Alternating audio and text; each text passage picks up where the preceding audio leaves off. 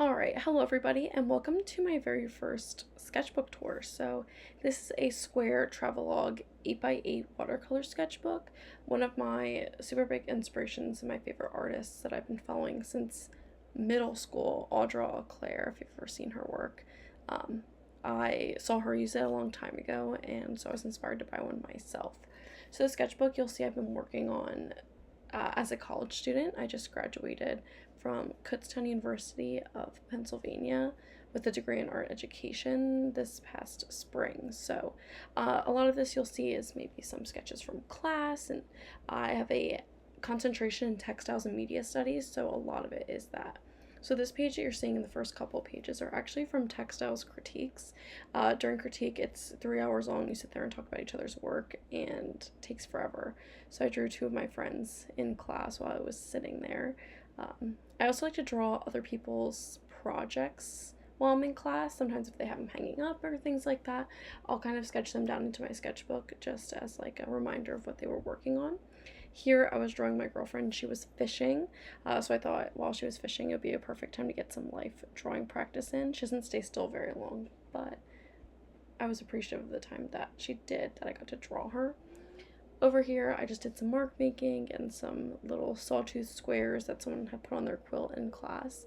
I thought they were so cute, and I kind of got like obsessed with drawing them over the past couple months. We're not even going to talk about this page. I clearly was having a terrible day. I had access to some crayons. These pages I actually love. This is kind of when I got really into drawing again, and that was a drawing of my friend Allie from camp.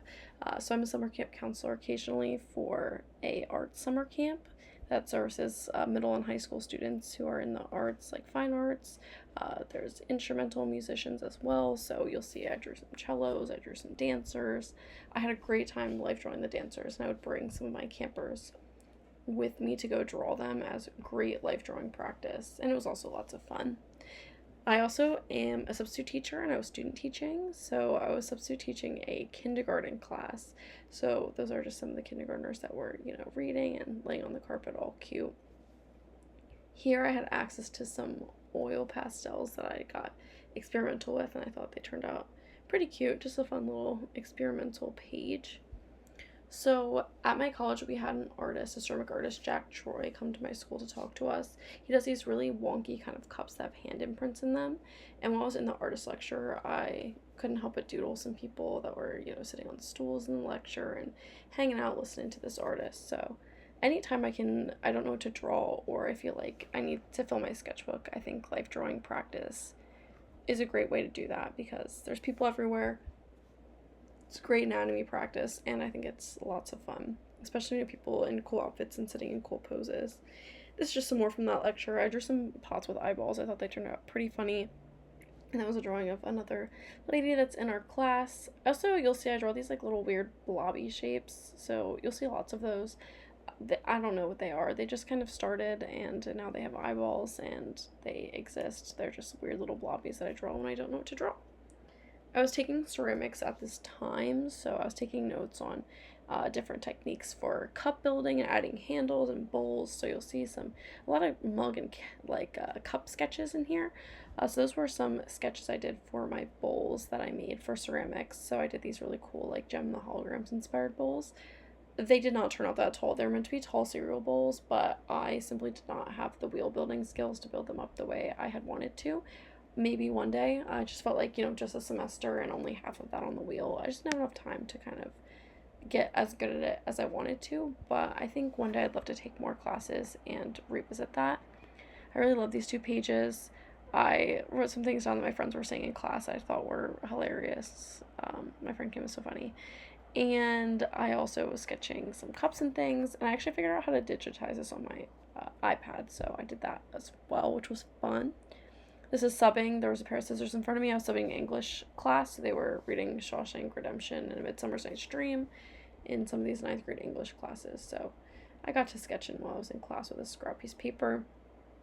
Here, not much to look at, but I did swatch some Zig Clean Color brush pens, and I just fell in love with them.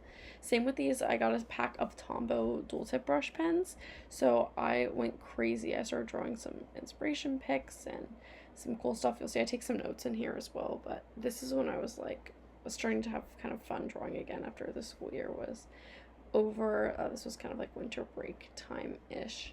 These are also winter break time, so I was, making some goals for myself for art. I was really having fun with this Pentel pocket brush pen I got and these like clean color brush pens and also the Tombow brush pens. So I just had a plethora of brush pens to use, which was so much fun. Some lyrics from a song, a creepy little dude, I think he's kind of funny. And then this kind of sketch turned out so weird but cool. It's like these little like squishy intestinal things. I think they turned out pretty fun. I'd love to make that into like a sticker or something one day. I think that's really cute. But I enjoyed it. Here's when the semester started up again. So I was in textiles, I was getting ready to student teach, and for our warm-up project we had to make a doll. So those were some sketches. I started out with these like beanbag doll kind of looks, but I ended up going with kind of like that weird ovally shaped one with a little circle face on it. But I ended up doing some crazy quilting to piece it together with old fabric I had, and it turned out to be a great source of inspiration for me for the semester. And I made these weird little toothy shaped dolls for the rest of the semester that turned out pretty awesome. And one of them is actually being displayed at a local gallery near me right now, so super fortunate and excited to have that there and meet some cool textiles artists through that. Here's some student teaching. I was working on hex design templates for my kids, but never got to do it. And more life drawing, we had to go cover a class, and they were doing technology, so all the kids were I was there for 45 minutes, and the kids were on their computers, so I thought, why not draw them? Drawing kids, I think, is so hard because they have these weird kind of bobbleheads, and they look like people, but they're not really quite people yet, and it's definitely a challenge to draw younger kids, but one that I welcome. So do I think it was the most successful? Maybe not, but it was good practice. The kids were drawing pets. My roommate had a pet snake, so I was drawing my pet to show the class. So that's the pet snake bow that we had in our apartment. Eating a little mouse. Exit sign, because I just drew whatever was sitting in front of me. More notes from the midway through the semester critique. So whenever I see other people's projects, I just jot them down. There was a really cool bag my friend made.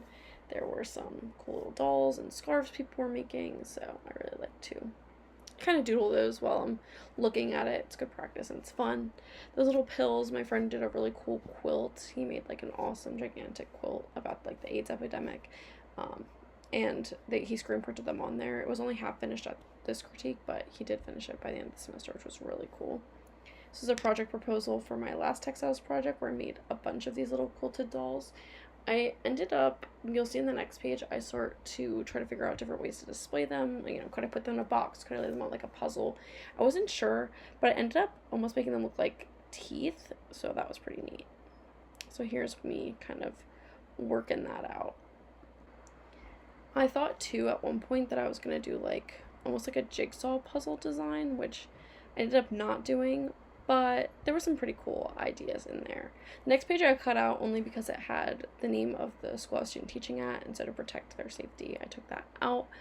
But this was my final page. It's just a tester page of some cool watercolors. Then in this like back folder, my school,